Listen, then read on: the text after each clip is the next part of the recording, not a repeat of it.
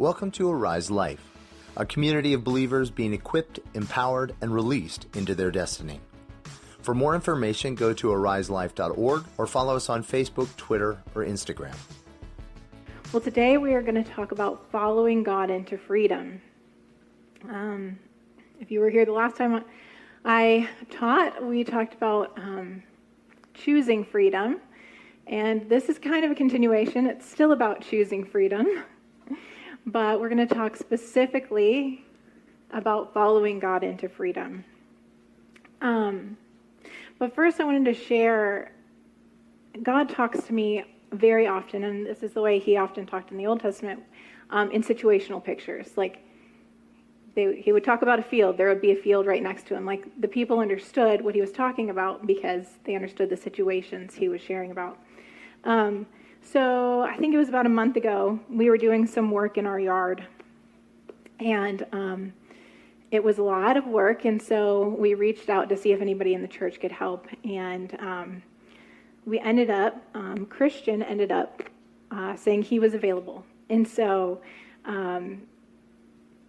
the picture the Lord gave me was that our work, when we step in and we work with the Lord, it's a lot like the experience we had when Christian came and worked with us.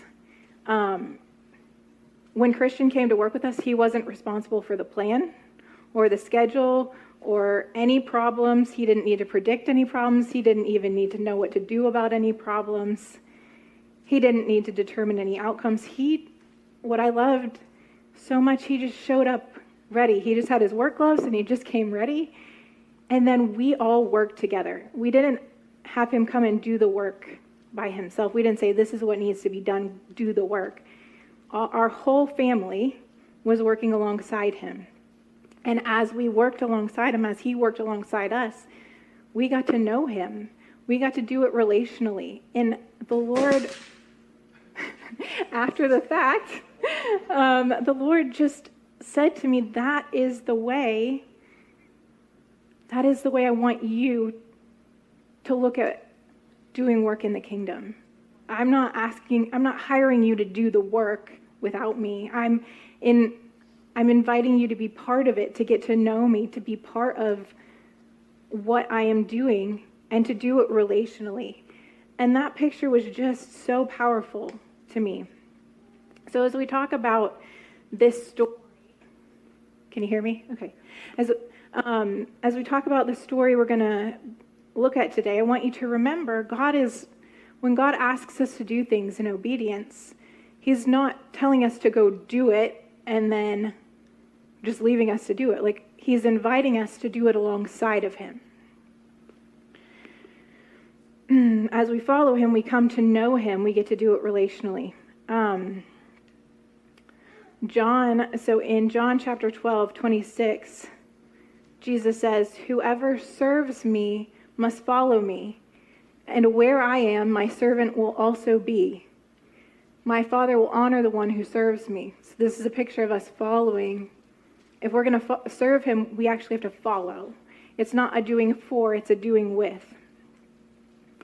And in Deuteronomy 31:8, Moses says, "The Lord himself goes before you and will be with you. He will never leave you nor forsake you. Do not be afraid and do not be discouraged."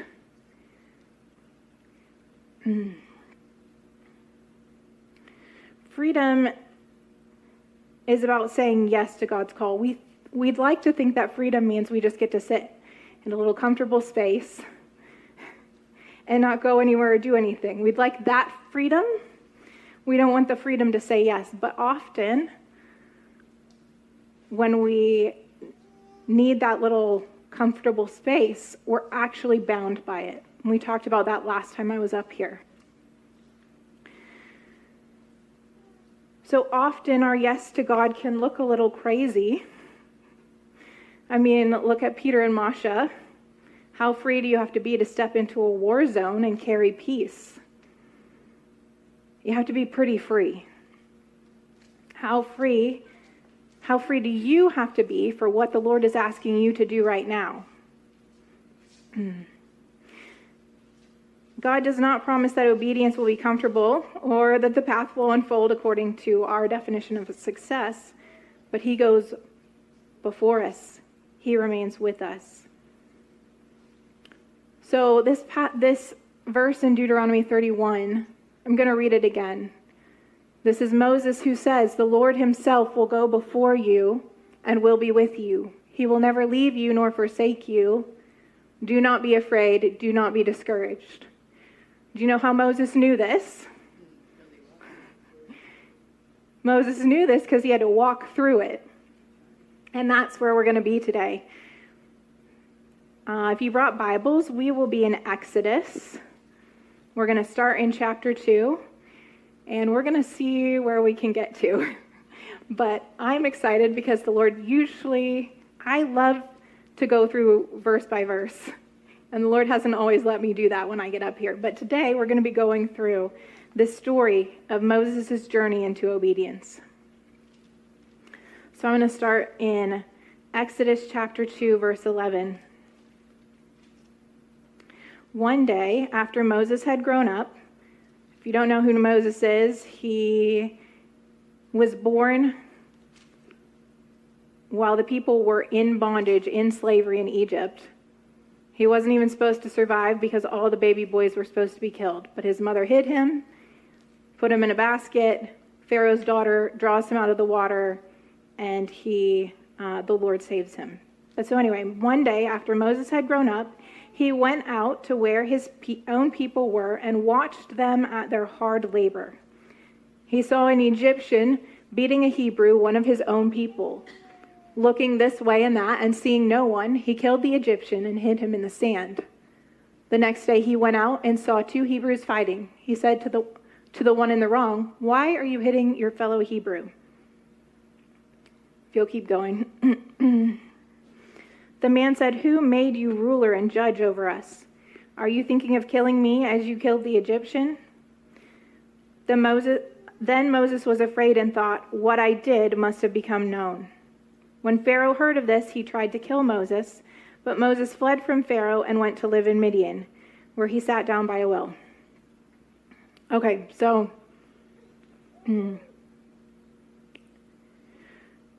Moses has been put in this position in the palace, and in his heart, Moses knows, he feels some of his identity, some of his call. He hasn't just given in to the pleasures of Egypt. He connects with his fellow Israelites, but he starts by trying to do things in his own power. And he knows what he is doing. Like, it's not like in the heat of the moment he kills the Egyptian. He looks around. He's like, nobody is here.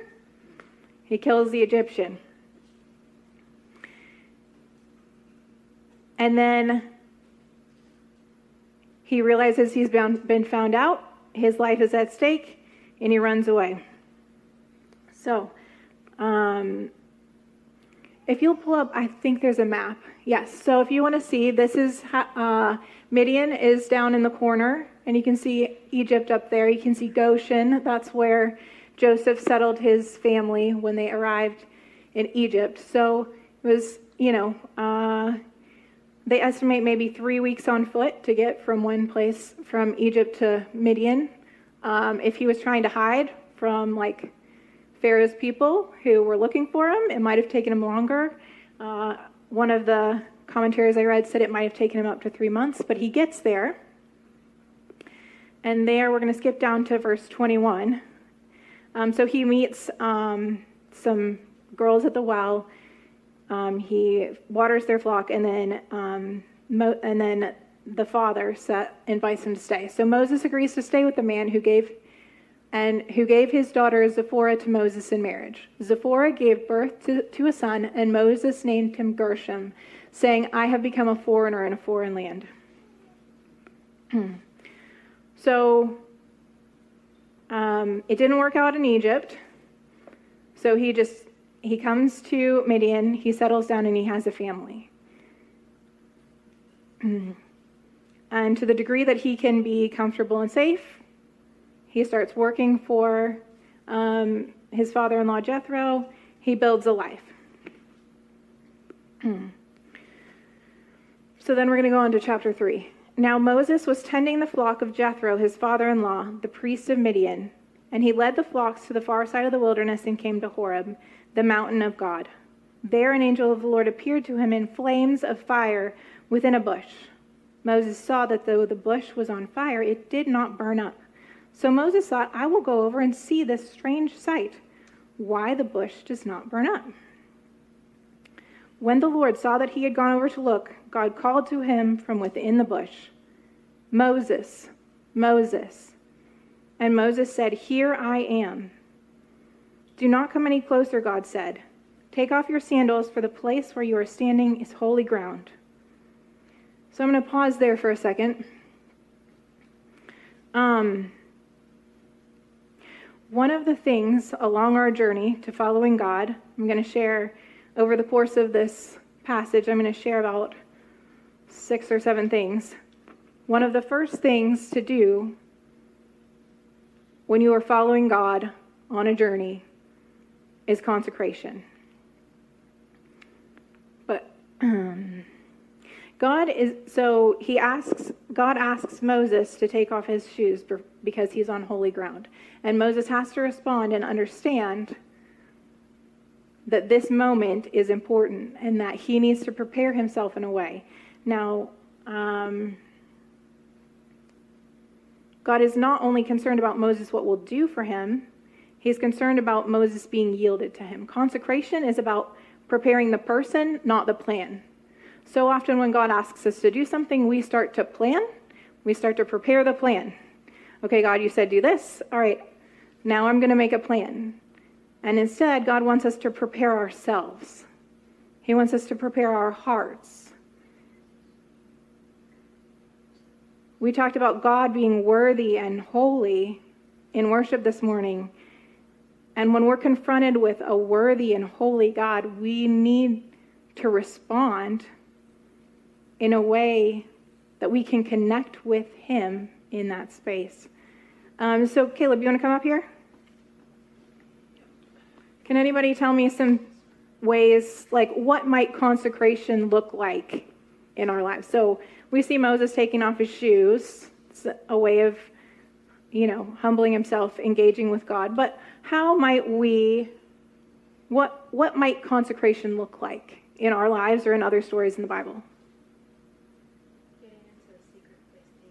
Okay, getting into our secret place daily, being present with the Lord. What else? Sacrifice. Being faithful. Oh, singing, like getting into a place of worship, singing praises. And also choose like you give up your own ways. Give up our own ways. So, yeah. Abstaining from certain things. Could look like fasting. Give up our own ways. Yeah. Getting into the Word, yeah. Getting before God. Some other ways might be fasting. They were, in a lot of their celebrations and in a lot of moments, they had to remove leaven from their house to prepare for the next holiday, for the holiday. Other things, forgiving and releasing other people. Circumcision of the heart, really examining our motives, laying down bitterness, making things right. In the New Testament says, if you're about to present an offering to the Lord, but you remember your brother has something against you, go make it right. We're talking about getting ourselves ready, consecration, getting ourselves ready for what the Lord is about to call us to do, about to ask us to do. And consecration isn't always before, it's often during the process as well. All right, thank you, Caleb. Before I ever actually said yes to being up here, but after God had told me the next time Peter and Masha asks you, you will say yes, he took me through a pretty intense season of consecration. And I didn't necessarily connect the two at the time, but when I was preparing this message, he was bringing that back up. He was like, that season of consecration was not to make me better, but it was to remove things that had a hold over me, to remove things that would keep me from being attuned and sharp when I needed to be. It doesn't make us perfect. It doesn't mean we need to be perfect so God can use us. It just means refusing to protect areas of disobedience, distraction, or places where the enemy can gain a foothold. Like, if we go in unconsecrated to the work of the kingdom, it can be disastrous for us, for the people around us. And we'll see further on in this journey that there's another moment where it almost means death to Moses. But unaddressed sin, bitterness, pride, all of these compromise our spiritual sharpness and leave us vulnerable. God's not asking us to get rid of those things. Just he sees there is a purpose. If we don't get rid of them, they will hinder us to following God to freedom, to following God in obedience. The work may be important, but our inner condition is critical. And God continues to deal with my heart in areas of obedience. It isn't one and done, it's growing sensitivity. That work of consecration I did in the past, that was a season, but there has been so much consecration as I walk through the journey with the Lord.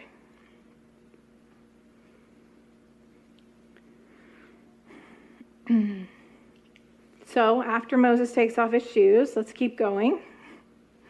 Moses comes, he takes off his sandals, and then God says to him, I am the God of your father, the God of Abraham, the God of Isaac, and the God of Jacob. At this, Moses hid his face because he was afraid to look at God. And the Lord said, I have indeed seen the misery of my people in Egypt. I have heard them crying out because of their slave drivers, and I am concerned about their suffering. So I have come down to rescue them from the hand of the Egyptians and to bring them up out of that land into a good and spacious land, a land flowing with milk and honey, the home of the Canaanites, Hittites, Amorites, Perizzites, Hivites, and Jebusites. And now the cry of the Israelites has reached me, and I have seen the way the Egyptians are oppressing them. So now go, I am sending you to Pharaoh to bring my people, the Israelites, out of Egypt. But Moses said to God, who am I that I should go to Pharaoh and bring the Israelites out of Egypt? And God said, I will be with you. And this will be the sign to you that it is I who have sent you. When you have brought the people out of Egypt, you will worship God on this mountain. And Moses said to God, suppose I go to the Israelites and say to them, the God of your fathers has sent me to you. And they ask me, what is his name? Then what shall I tell them? God said to Moses, I am who I am. This is what you are to say to Israel, I am has sent you. God also said to Moses, say this to the Israelites, the Lord, the God of your fathers, the God of Abraham, the God of Isaac, the God of Jacob has sent me to you. This is my name forever, the name you shall call me from generation to generation. Go assemble the elders of Israel and say to them, the Lord, the God of your fathers, the God of Abraham, Isaac, and Jacob appeared to me and said, I have watched over you, and I have seen what has been done to you in Egypt. I have promised to bring you up out of your misery in Egypt into the land of the Canaanites, Hittites, Amorites, Perizzites, Hivites, and Jebusites, a land flowing with milk and honey. The elders of Israel will listen to you, and then you and the elders are to go to the king of Egypt and say to him, the Lord, the God of Hebrews, has met with us. Let us take a 3-day journey into the wilderness to offer sacrifices to the Lord our God. But I know that the king of Egypt will not let you go unless a mighty hand compels him. So I will stretch out my hand, and I will strike the Egyptians with all the wonders that I will perform among them. After that, he will let you go. So I'm going to pause there. But we see the next thing that Moses has to do is he has to confront and bring into the light his fears and his objections. So the first thing Moses says is, who am I? And then he says, suppose I go. And they ask me your name. What about that? Like, what's your name? And then in chapter 4, which we haven't gotten to, he says, what if they do not believe me or listen to me? He's bringing up all his fears, all his doubts, all his objections. Moses has to confront a lot of things. And the biggest thing he has to confront, which he doesn't actually mention, he has to confront that past failure. He has to confront the fact that he killed a man in Egypt. That was a pretty big failure.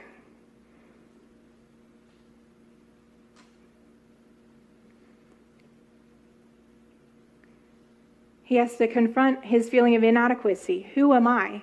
I think often when the Lord asks us to do things, we're like, but who am I? Like, I can't do this. I think it's so interesting that when Moses asks, who am I? God's answer is, I will be with you. It doesn't matter your adequacy. I will be with you. It's the answer to Moses' inadequacy is not some hidden thing inside of Moses. It's God's presence. So every place where you're like, well, what about, like, I can't do this? God is not asking about what you can do or who you are. He is telling you who he is. And he's saying, come do it with me. Like, you get to be part of it because of who I am, not because of who you are. And that means none of us is disqualified.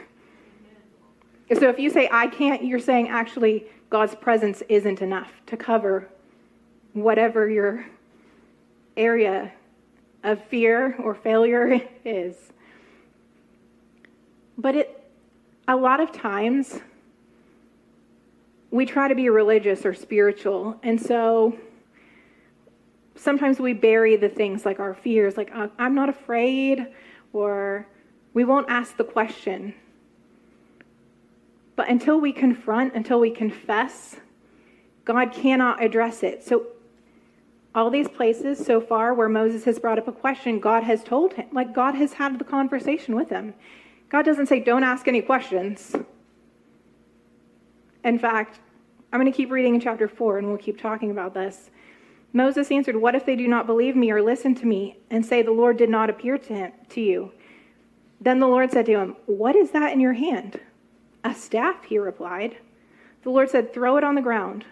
Moses threw it on the ground and it became a snake, and he ran from it. Then the Lord said to him, reach out your hand and take it by its tail. So Moses reached out and took hold of the snake, and it turned back into a staff in his hand.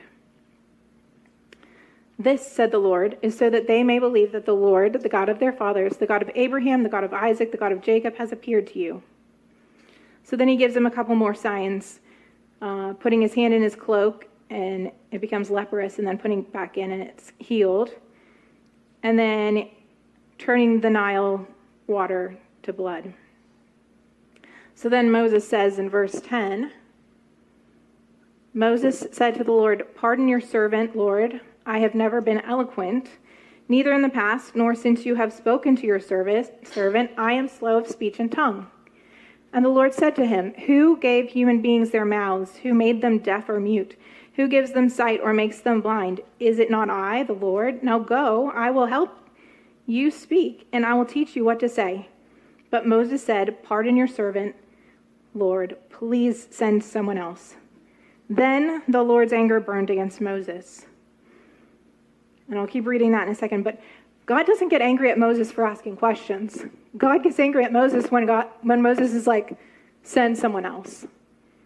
He could have kept on asking questions, and I feel like the Lord would have kept dialoguing with him because God wants the relationship with us. He's happy to work through the questions. He's not always going to answer them with the answer you want. He's not always going to tell you the outcome, but he will keep talking to you.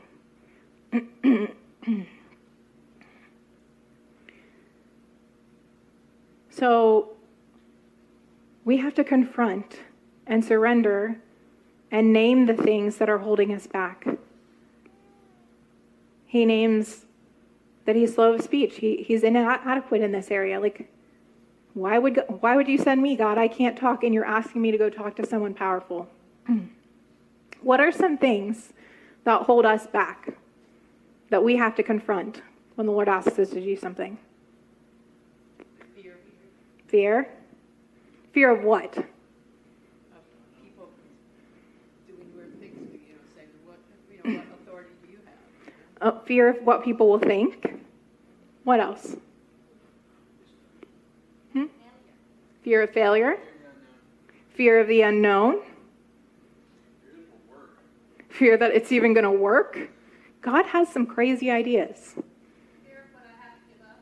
Oh, fear of what I have to give up. Fear of what the cost is going to be. Yeah.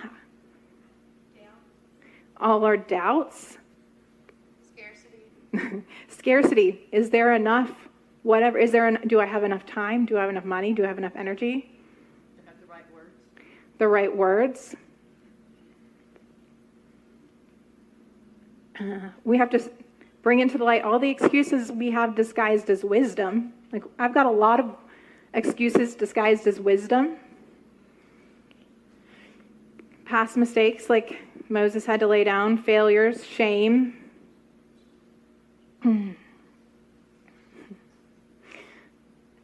You know, I've told the story about getting a trampoline and all the things I had to bring into the light. Until I brought my fears into the light, until I started talking to the Lord about it, he couldn't talk, I wasn't ready to hear what he had to say. But I had to start confessing, this is kind of terrifying for me, Lord. Here's what everybody on Reddit thinks about this. Here are all my fears. But when I bring them to the Lord, then he can talk to me about them. And you know what? He never gives guarantees. I wanted the guarantees. And instead he said,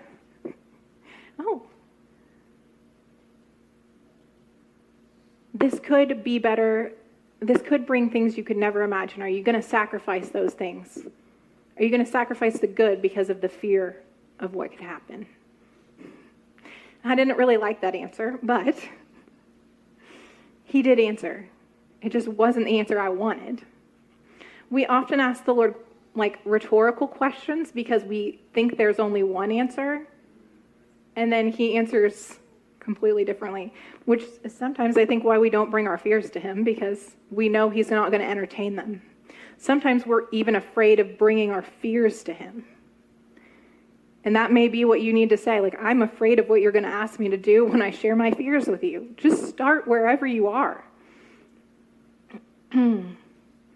Don't bury these things and call it faith. Bring them face to face with God.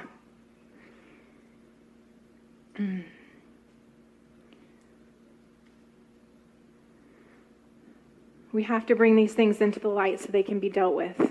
And Moses does bring them into the light.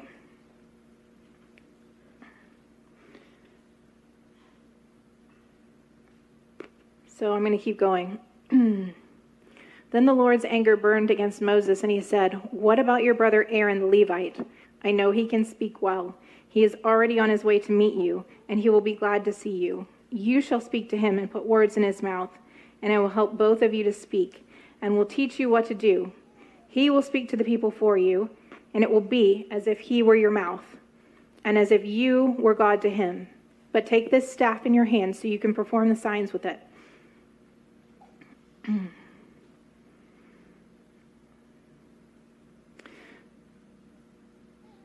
And so then Moses goes. But so after we confront all the things, we have to surrender.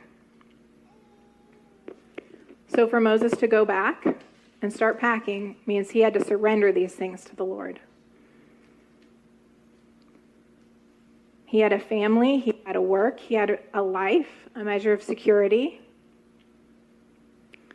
And it's interesting because before Moses could free the Israelites, God had to free Moses from Midian. Now, you might not think Midian doesn't look like a jail, but what he was doing in Midian had him bound We see that from all his things he has to overcome to leave Midian and to go back. A lot of times we don't realize what God is doing is actually to set us free from things. Sure, it's for work in his kingdom, but it's for both. It's for both setting us free from the things that hold us and to allow us to do work with him in the kingdom. And you know, God asked Moses to do something pretty big. You know, big acts of obedience are often built from small things. But God asked Moses to do something pretty big, so he gave him some pretty big signs to perform. But it's interesting that the first thing that God gives him, he says, when you have brought the people out of Egypt, you will worship God on this mountain. This is the sign for you. And I've got to say, if I were Moses, I would have been like, that is not a good sign because it doesn't happen until after. That doesn't happen. I don't see the sign till after I've already done all the hard work.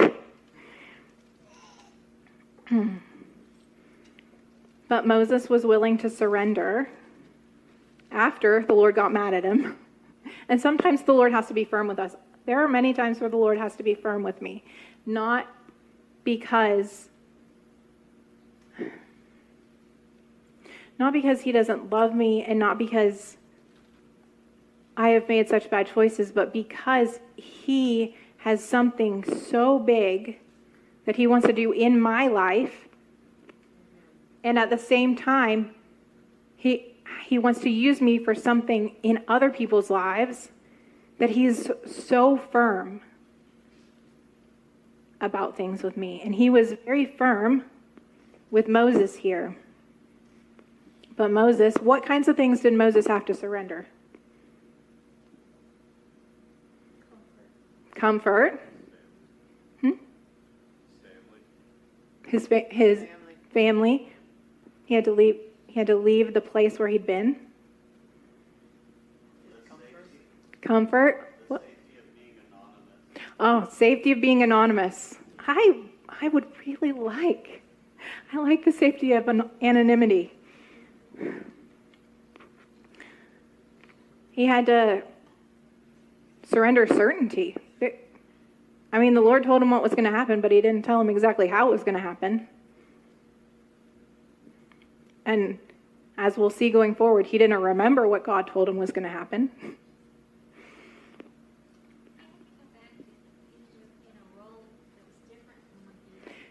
That's a great point. He had to go back to Egypt in a role that was different than when he left it. When he left, he had been Prince of Egypt. He's going back, and that's not a role he can step it back into.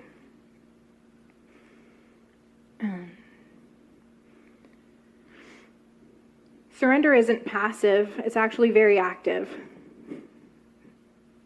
It is choosing to step over all the things, all the excuses we have, and lay them down to obey. We often say, yes, Lord, but only if I know how it'll end. Only if other people will approve. Only if you make sure I feel completely ready. Only if nothing's going to go wrong. Only if I can protect myself. Only if you'll protect me. Only if you'll protect the people I love. Conditional obedience is still an attempt to retain control. The biggest thing we have to surrender is control.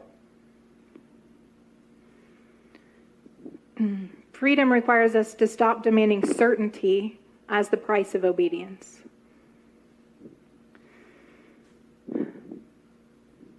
Deuteronomy 31:8 does not promise certainty, it promises God's presence. What are you requiring of God to guarantee before you will obey him? Thanks. Thanks to my sound man. But so again, the larger the task or obstacle, the Lord is going to be pretty direct and clear. Like, he gets 3 signs. But as I was thinking about this story, and actually the reason we're in this story today is because about a week and a few days ago, the Lord kind of spoke to me very clearly. So I'll give you part of the story. So one of the ways I'm trying to learn how to hear God's voice, because I'm still in process, and I still have a hard time when spontaneous thoughts come into my mind knowing whether they're God or not. I mean, sometimes I know that I know, but there's plenty of times I don't know. So there's this little game that the Lord and I have started playing where you're just supposed to guess one word in the English language. I think it's a New York Times game. And so I will sit down with the Lord and I will type in whatever the word is that pops into my head into this little game. And if I'm close enough, I am like, obviously the Lord's talking to me. And if it's completely off, I'm not. And I'm starting to learn the nuance in this game. So anyway, sometimes I've gotten frustrated with him because I'm like, can you just give me the word? I'm like, you could give me the word. And he's like, but what fun would that be? We're learning how to hear my voice. So anyway, not this past Thursday, but the Thursday before, I'm like laying in bed and I'm playing this little game before I go to sleep. And the first word that pops in my head is like not even on the charts. And so I'm laying there, I'm like, Lord, like, just give me a picture. Because the thing is, I can't see pictures in my mind unless the Lord gives them to me. Like you can tell me to imagine something and I cannot see it. I cannot picture it in my head. But when the Lord pops a picture into my head, I can see it. So I'm like, can you just put a picture in my head? And I'm, again, expecting kind of like we're going to slowly make progress. So the Lord puts this picture in my head of like a cow in a catapult. I'm like, okay. So anyway, I'm explaining to you how I hear the Lord, and this is a funny picture. So I'm like, okay, I'm just going to type in the word cow. It is the word. And I am just kind of sitting there in shock. I'm like, how in the world? And it's not always an object. Like, it could be any word in the English language. So I'm just sitting there talking to the Lord. I'm like, why did you give me the word? Like, why did you change the game? And so, like, I'm like, this is great. Like, I love that you gave me the word. And so I, like, make a note of it because it felt pivotal to me that the Lord had given me this word. And so I wake up the next morning and a situation I'd been walking through, I ended up getting an answer that I was not happy with. And it was the day before I put my kids on the bus to go to camp, and fear was ramping up, and this other situation, it was like, something needs to happen today. We needed a lawyer for something, and our lawyer was unavailable. The answers I'd gotten from the person I thought would bring me breakthrough did not bring breakthrough. And I was like, Lord, this feels impossible. And he reminded me then of the night before, as soon as I went to bed, this word and how he gave me the very specific word. And he's like, I can do this. I can do the impossible. And I suddenly realized why it had been different the night before, because I needed the Lord in that morning in a way I hadn't needed him for the past few months. I needed to know that I could hear him in the moment. I needed that confirmation that I could hear his voice, even in silly pictures. And I just felt so overwhelmed by the situation. I felt overwhelmed by all my emotions. I felt overwhelmed by his goodness towards me. I felt really overwhelmed in every way. But I felt God with me. And so it reminded me of these places where Moses is when he goes before Pharaoh and it seems impossible. Now, I'm going to finish that story in a few minutes about what happened, but the Lord The Lord is the God of the impossible, even if it really isn't impossible, but we like to label a lot of things impossible. But I want to talk about obedience. So I'm going to keep reading. If I can find where I was. So this is Exodus 4:18. Then Moses went back to Jethro, his father-in-law, and said to him, "Let me return to my own people in Egypt to see if any of them are still alive." Jethro said, "Go, and I wish you well." Now the Lord had said to Moses in Midian, "Go back to Egypt, for all those wanting to kill you are dead." So Moses took his wife and sons and put them on a donkey and started back to Egypt. And he took the staff of God in his hand. So I'm going to pause there. So God told Moses he was going to speak to Pharaoh, and Pharaoh was going to let his people go. But that was not the first step. In fact, that was many, many steps down the road. So often when God asks us to do things, we get caught up in that final step. But first, Moses goes and he speaks to Jethro, his father-in-law. He says, this is what's happened. Sometimes the first baby step is just telling people what the Lord's asking you to do. Then he prepares to leave. He has to pack things up. He packs up his family. He may not have been super ready in his heart, but he started taking steps of action, steps of obedience. You know, Peter talks about, do you trust your Uber driver? Well, you know you trust him if you get in the car, whether you feel it or not. Moses packing up his family to go with him, that's a big step of trust. He picks up his staff and they begin their journey. And then if we keep going, he meets with Aaron and he shares what God has said with Aaron. And then they meet with the elders of Israel and they speak with the elders and they share what God has said. So what Moses is called to is really big, but his obedience begins with ordinary actions. And I think so often we get caught on the final step, but really the Lord's just asking us to take the first step. The first step never completes the mission. It simply moves us from agreement into obedience. There's always a baby step. Just say yes to the first baby step, and then the next baby step. And actually, you'll find each step builds momentum. If you don't take the baby steps, you're not going to be ready. You're not going to have the momentum for the bigger steps. And here's something I feel like the Lord has been saying to me. You only need grace for the step today. Because the grace for the step tomorrow isn't here yet. You have grace for the step today. But you can't. Moses is still in Midian. He can't talk to Pharaoh today. And if he can't feel the grace for that yet, it's because it's not there yet. But it will be there when he gets there. So I'm not sure what your step is today, but there is grace for just today's step.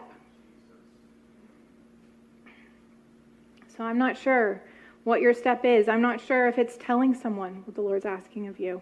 Sometimes that is so scary because then somebody can keep you accountable. Or you don't want to look like a fool if God changes what he's talking about, because sometimes God will tell you to do something and then you just get there and it doesn't actually happen. Like God told God told Abraham to sacrifice his son. Well, he comes back and his son's still with him. But there was still something that was part of the process.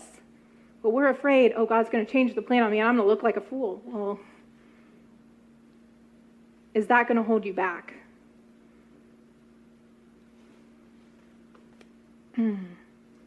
Maybe the small step today is just saying yes out loud. Maybe the small step is asking a question. Moses asked God a lot of questions. Maybe it's just dialoguing, being willing to ask a question instead of just shutting it down. We're not talking about that. Maybe it's packing. Maybe it's filling out a form or making an appointment. Maybe it's just getting into the car or sending a text or making a phone call. Faith doesn't mean doing the most terrifying possible thing immediately. God develops us incrementally. Each act of obedience creates a history with him. I remember the first time I remember the Lord asking me to do something. It was such a little thing. It was probably one of the first year or two that I was here at Arise, and I was in a mom's Bible study.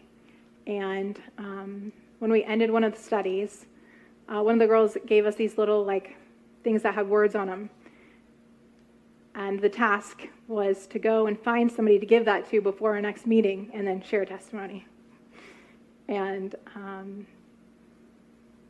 that was just immensely terrifying to me. But somebody's name popped into my head, one of my neighbors. And I was asking a lot of questions. I can't just go give this little thing to them. They're going to think I'm crazy. And it's just such a little thing. I need to take something else as well. It can't just be this one thing. It was such a little step of obedience to even just open my front door. And I'm not ashamed to say I took my 2 or 3-year-old at the time as a buffer when I finally did walk next door. Nathan was tiny. Yeah. And I had added to what the Lord had said.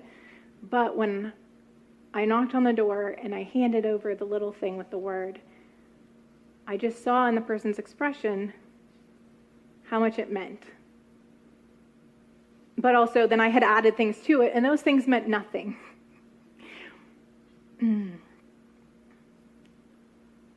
But that tiny step of obedience predates all of my other obedience to the Lord. If I hadn't taken that step, the next step would have been so much harder. I wouldn't have been able to get there. I had to build, and even that had baby steps, opening the door, walking to that person's house, knocking on the door, not running away after knocking on the door. So big acts of obedience are built from many small yeses, often that nobody sees. So talk with the Lord about what your step of obedience might be.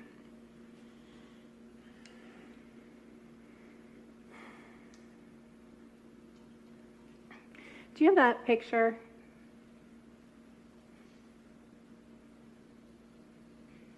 Maybe.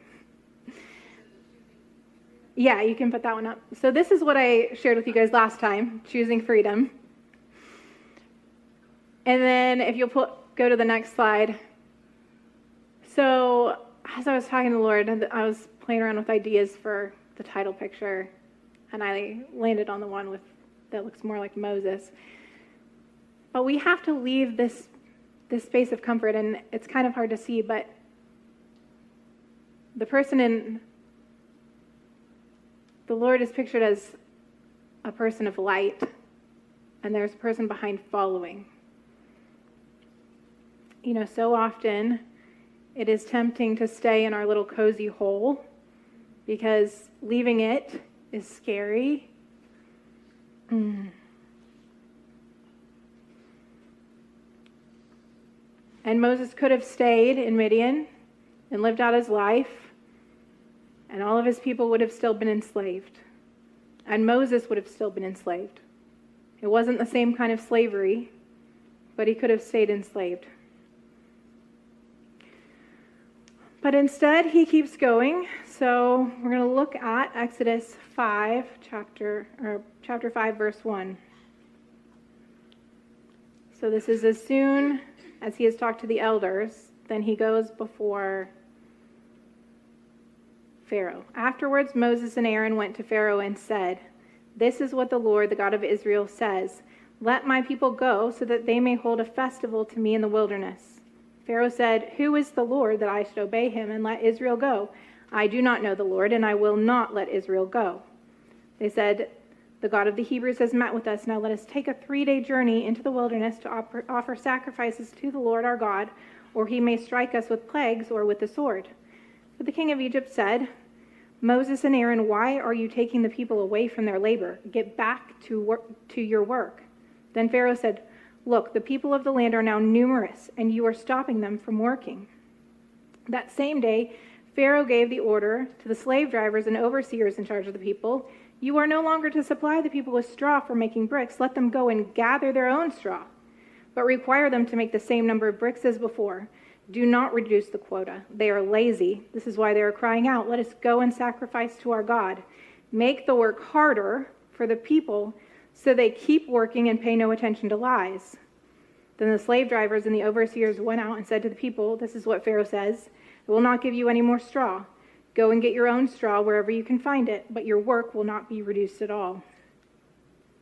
I'm going to skip down to verse 19. It says, the Israelite overseers realized they were in trouble when they were told, you are not to reduce the number of bricks required for you each day. When they left Pharaoh, they found Moses and Aaron waiting to meet them. And they said, may the Lord look on you and judge you. You have made us obnoxious to Pharaoh, and his officials have put a sword in their hands to kill us. Moses returned to the Lord and said, why, Lord, have you brought this trouble on this people? Is this why you sent me? Ever since I went to Pharaoh to speak your name, he has brought more trouble on the people, and you have not rescued your people at all. I don't know if you've ever felt like Moses, but Moses has done some pretty big steps at this point. He has made it all the way to Egypt. He has talked to the leaders of the Israelites. He has gone before Pharaoh. He has delivered the message. And instead of the people getting freedom, the situation becomes worse. Now, if he had remembered back in chapter 4, God already told him that Pharaoh was going to harden his heart and God was going to show himself through all these signs. But Moses, and many of us, Moses had a specific idea of how everything was going to go down. And instead, the situation becomes, the first visible result of Moses' disobedience is that the situation becomes worse. And the people he is trying to save are mad at him. And Pharaoh is mad at him. And now he is mad at God. But so the next step is that we have to stand firm and not be derailed by obstacles or opposition. In fact, we should, to some degree, not expect that everything will just go according to plan. Because God never tells us the plan, and any plan that we have is our plan. And the plan never goes according to our plan because God has his own plan.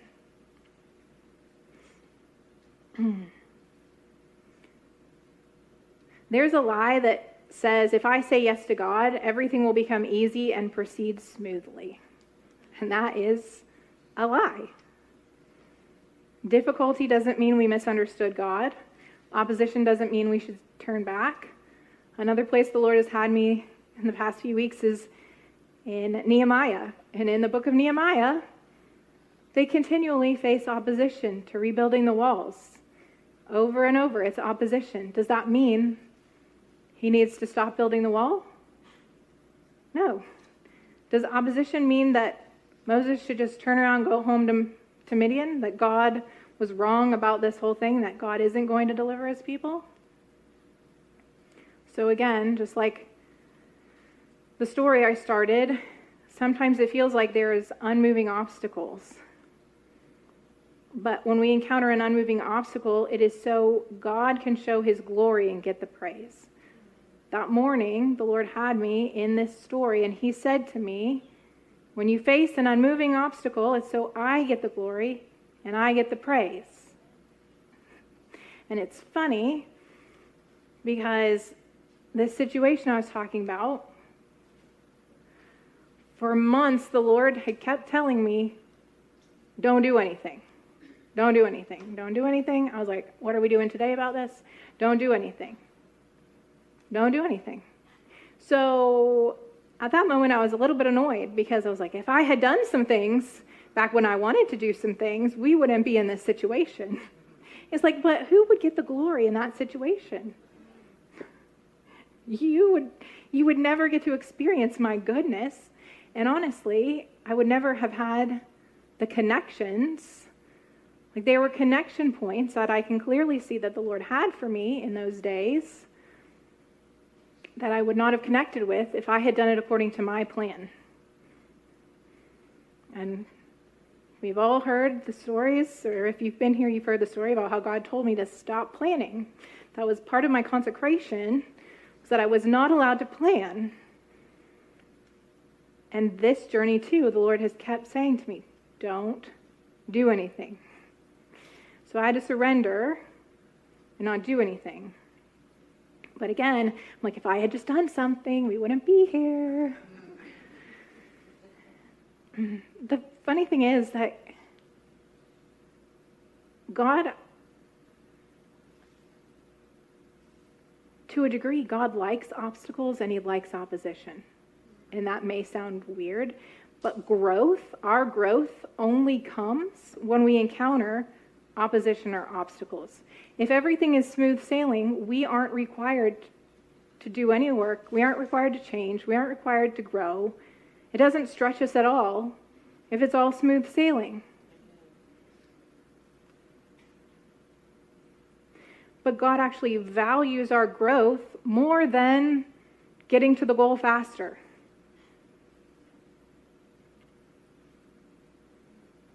Now, flip side is resistance doesn't automatically mean you were right.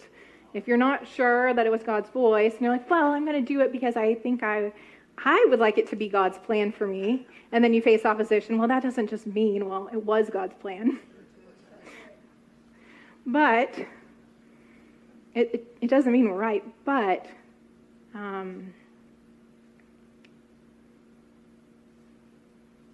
when the obstacle comes, that's when we return to what God said. So this obstacle has come, and he goes and he takes it back to God, and if he would remember what God had said, he would have remembered God said Pharaoh's going to harden his heart. Now, God conveniently didn't mention that it would make everybody mad at him, because God also knows our limitations. If you were to tell me you're going to go do this and it's going to make everybody mad, I'm going to have a much harder time doing it than if God just says you're going to go do this. I might be afraid that everybody's going to be mad, but knowing it for sure is going to be real hard for me to say yes. And it was more work for them.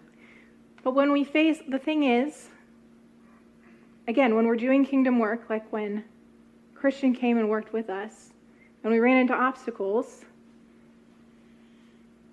Brian and I were the ones who sorted out the obstacles, and Christian just worked alongside us. He was part of the process, but he didn't have to figure out how to overcome the problem. But it brings us back into connection with him.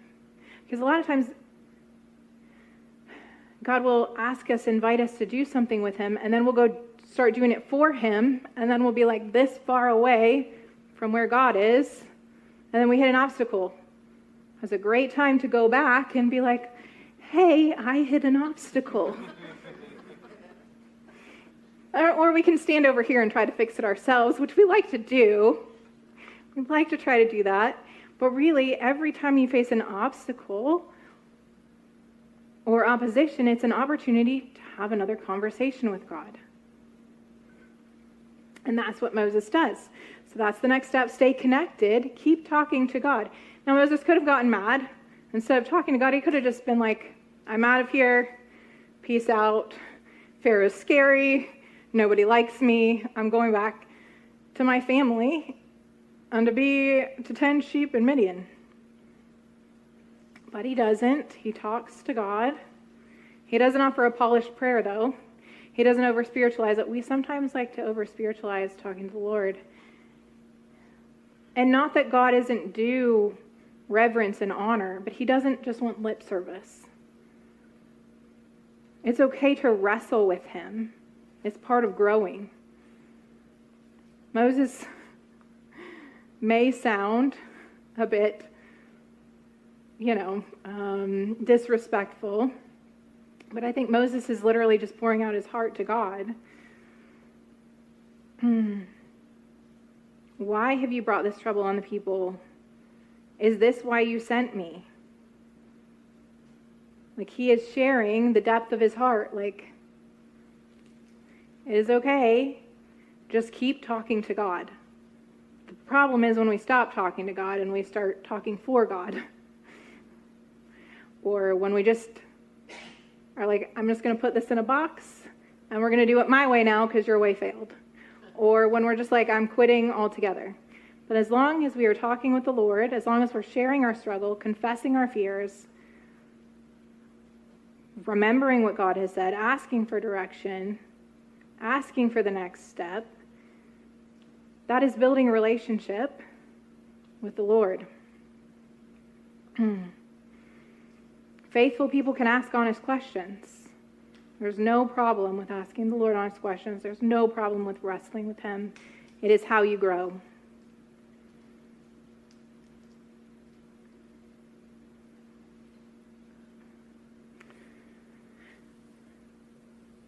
Have you stopped talking honestly with God because the outcome didn't look the way you expected? It can be hard. So as we look at the rest of the process that Moses goes through, he kind of repeats these steps. If you'll bring up the slide that has all 6 of the steps.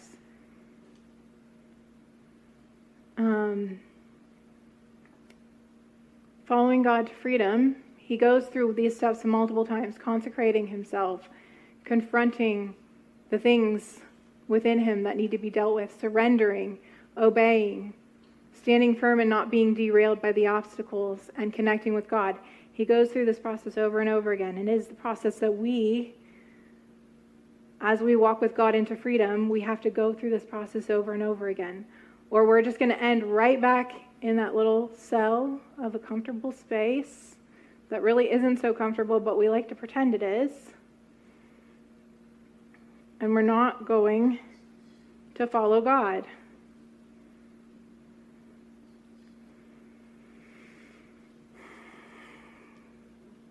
So I want to just close with more of the story that I was talking about. So I'm going to give you some history. For the past probably year,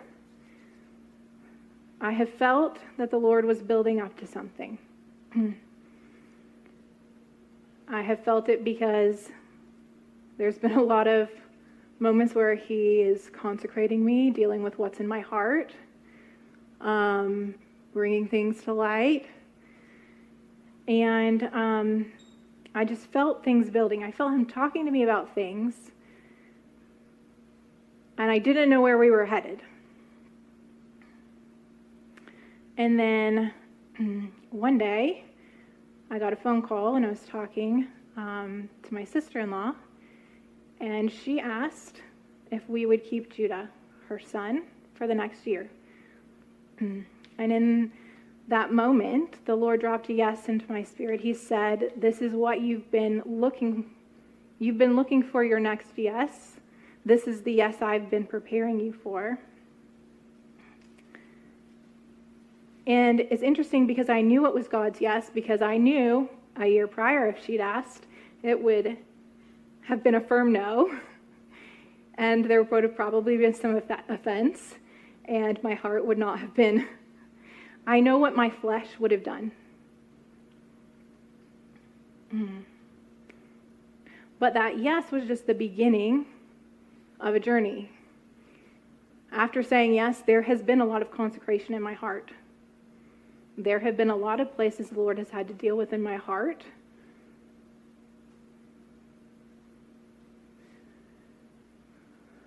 A lot of things that have had to come to light that I keep pushing down.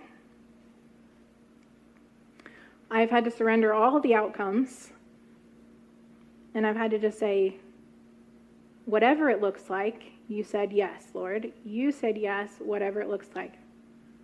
So that moment, we had taken small steps of obedience. We had just said verbally yes. We said verbally yes. I talked to Brian. He said yes. I talked to the kids. They said yes. These were all little baby steps. Then we started exploring, okay, what's it going to look like? Okay, here's what needs to be put in place. And then the Lord said, don't do anything. So that's what I'm talking about. The Lord said, don't do anything for a long time. And sometimes that is harder than any of the rest of the obedience, is to not do anything and to not make your own plans. So jump forward. They come into town. We need to get some paperwork signed, legal paperwork. And extenuating circumstances happen so that it has to be moved up unexpectedly. We have to get it signed by a certain day or it won't happen. And so that's where I had to say, okay, Lord, you said to say yes, but I don't have the paperwork in order. I don't have anybody who can look this over, who can make sure. I don't have any certainty. I cannot do it myself. And then the Lord connected us, actually, with somebody close to the family, actually several people close to the family. And those connection points, I think, were what the Lord was after. He's not just after this one thing. The Lord is doing so many things at once. It was not just about him coming to stay with us, which, again, we are still in the process of this. It was about me connecting with an old friend. And even though I got the wrong advice, the Lord knew he needed my prayers in that moment. And then he connected with us. And we had to be needy. We had to ask for something that I would have never wanted to ask of somebody. I would never have wanted to ask for help in such a big way, for such a big sacrifice from somebody. And they said yes willingly, and it allowed a connection to grow greater than we would have had if we hadn't. And I feel like the Lord is still working on that connection. I feel like there is still something with that relationship that the Lord is building and doing. If I had just been able to find some family lawyer, if I had had enough time for that, none of those connections, those connections would not have happened. And we're still taking small steps forward. You'll get to be part of this journey with us. Judah isn't living with us yet. Lord willing, he'll be living with us the beginning of August. You can meet him and his mom today. You'll be part of our journey. I don't know what it's going to look like. I know throughout it, I'm going to have to continually consecrate my heart. I'm going to have to confront my fears. I'm going to have to confront my fear of failure, of not being enough, of not knowing how to handle circumstances, my fear of what could happen. I'm going to have to surrender my expectations of what it's going to look like. I'm going to need to continue to take small steps of obedience day by day. And there will be obstacles and opposition. We've already encountered some, and there will be more. And I'm not saying that lightly, but I am saying I want to say yes to God without condition. I want to be free, and I'm not always free to do that, but I want that to be my heart, that I am free to say yes, no matter what the opposition or what the obstacles. And this is another baby step in my journey of obedience. Next time it might be something bigger, or it might be something littler, but it might be harder for me. And through it all, I'm absolutely going to have to keep talking to God. I already have to talk to God every day to parent 3 children, and there will be a 4th depending on me and on my husband. But I am so excited for how we are going to grow. I didn't say yes because of anything. The flesh within me wants to say no to things that are hard. I didn't say yes because I thought it would make life easier. I said yes because I knew there would be growth. And I am becoming more and more afraid of being stagnant than of what it's going to cost me to grow.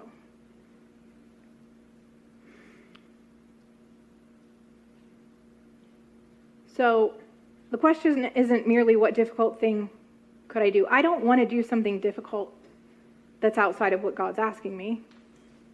I want to do what God is asking me. So where is God leading you? What does it look like to follow him there?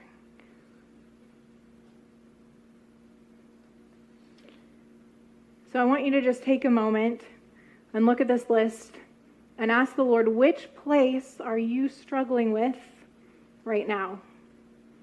Which one of those is the place where you're having a hard time with following the Lord? And I just want you to start dialoguing with the Lord about it. And I'm going to invite the worship team back up. But I just want to pray for us. Lord, I just thank you for the work that you were doing in this body. I thank you that you are inviting us to follow you into freedom. And freedom is sometimes terrifying. But Lord, I just ask right now that you would work in our hearts, that you would quiet the fear, so that we can hear what part of our journey you are working with us on. Lord, I thank you that walking with you, that your instructions to us are so personal, that you have different places of obedience for each of us. You are not calling all of us to go to Ukraine. You are not calling everybody to invite a child into their home like we are. You're not asking for each person to do like Moses and go before a major leader and speak hard words. You have something deeply personal for us. And I thank you that your presence is our certainty and our security, not the place of our bondage, but that your presence is our certainty and our security. I pray that you would make that true and real to us. Lord, help us to just follow you and help us to leave the outcome to you. I just pray all of this in Jesus' name. Amen. For more information, go to ariselife.org or follow us on Facebook, Twitter, or Instagram.